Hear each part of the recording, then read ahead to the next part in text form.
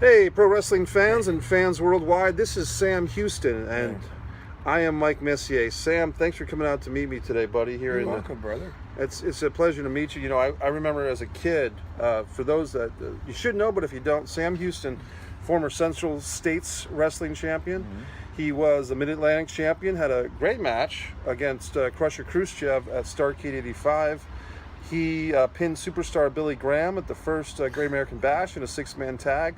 Eventually, you went over to WWF, and you had a feud with Danny Davis that a lot of people remember. One time, we're listed as the #1 contender for the Intercontinental title. Wrestled for that at WrestleMania 5. Yeah. How did that go? It's not real good. I didn't think I'd take the belt home. Yeah. But you've just had a great wrestling career, and you've tell us. And your father, your family is a well-known wrestling family. Grizzly Smith, Jake the Snake Roberts. You were married to Baby Doll for a while. But Sam, how and Rockin' Robin, your sister, former WWF Women's Champion. Don't forget Samantha Starr, my daughter, my youngest daughter. She's wrestling now. So, yeah, it's a family business. You know, a lot of people talk to me and they ask me, well, you know, how long have you been in the business or how long have you been a wrestler or whatever. Well, I've been actually in the ring wrestling since 1983. But I've been in the business all my life. I started in it. My dad was a main eventer everywhere we went. We'd go to a different territory every 3 or 4 months. By the time I was 7 years old to start school, I'd lived in 21 different places in the country. We'd be in Los Angeles 1 minute, Charlotte, North Carolina the next, back down to Texas, back up to Oregon. We were all over the country back then. And it's the only life I've really known. You know, it's the only life I'm comfortable with. It's the only life I've known is why. You know, I make friends easy. I enjoy people. Since I got sober, I've been sober 11 years now, y'all.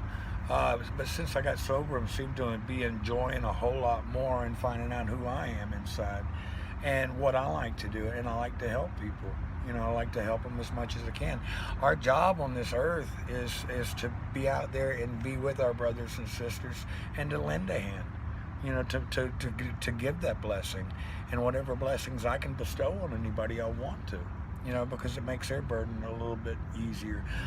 Yesterday, I went to Tampa. I mean, I had places to be and stuff like that, but a fella had reached my manager and he wanted to call me, or wanted me to call him. He was a disabled veteran and he was dying.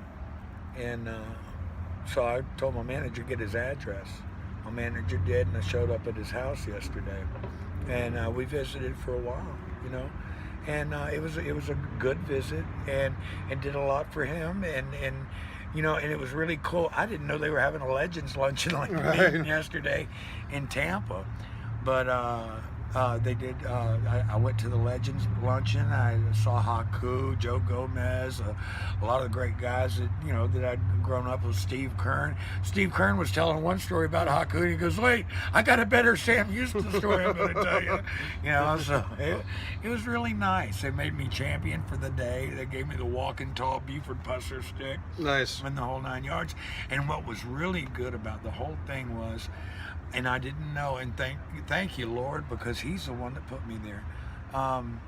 Barbara Goodish is a very good friend of mine. I met her at the CACs a few years ago. That's Frank Goodish's wife, Bruiser Brody, just to let y'all know. She's a very dear person. Well, when I first got out of prison, I made it to the CACs. A lot of people, they took me in.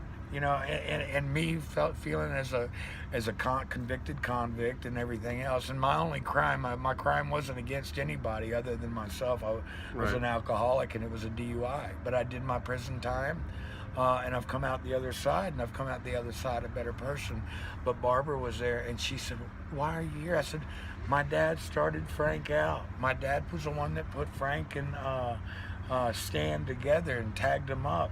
And everything, and I told her, I said I couldn't miss this for the world because she's such a special person to me. And I was so glad to be there. It was a blessing that I didn't know, you know. So it was just an awesome experience. And then I got to go to Orlando and see some friends of mine from the church. I went through a ministry class there, and I've been approved for a ministry with Assemblies of God churches. Congratulations. I've done a whole lot of studying in my time. You know, when I was in prison, that was a long time, y'all. And you got two choices when you're in a place like that. You can either just lay out and wait your time out, or you can do something to better yourself. Well, I used every minute, every day to better myself. I got really deep into the Word, into studying the Word. I earned 3 college credits through the American Bible Academy. Nice. I did a whole lot of study. I've done a lot. And because the most important thing is in life, and I believe this with all my heart, the most important thing we can do as a people is to be there for our brothers and sisters. And the greatest thing I can do for anybody out there is to tell you that our Creator, Yahweh, people call it, He's the great I am, you know. But He's offered us everlasting life, and the best way I can do anything for anybody is to make sure you're saved. And if you want to get saved, talk to me. I'll explain to you about how to do it, you know. And it's the best thing I could do for anybody, is give them lead them the way to the everlasting life, lead them to their Creator. You know, you need to have a one-on-one relationship. So that's how I feel. I like what you said, that when you're serving time, it's like either you can serve the time, but also have the time serve you, instead of just, you know, wasting it or waiting for that to get out. Oh, you're doing productive stuff. I could not stand being in a cage, and oh gosh, it killed me. I'd volunteer to go work. I worked in one place. I volunteered to go out and work in the fields every day in the garden they had.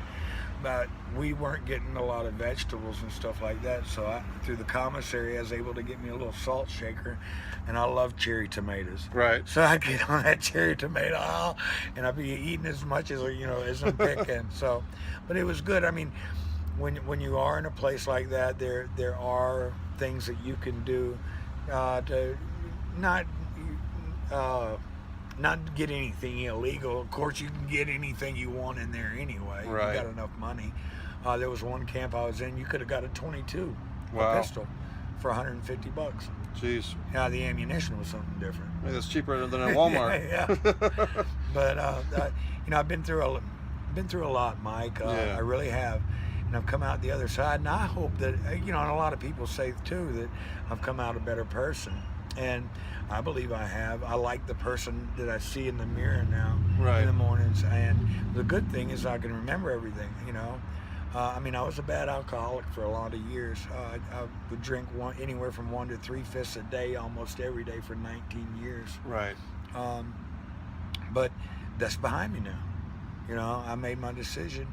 I went to hang myself in prison after 2 days. They were telling me I was going to be there for the rest of my life, and I was with the worst of the worst of the worst. It was murderers, rapists, pedophiles.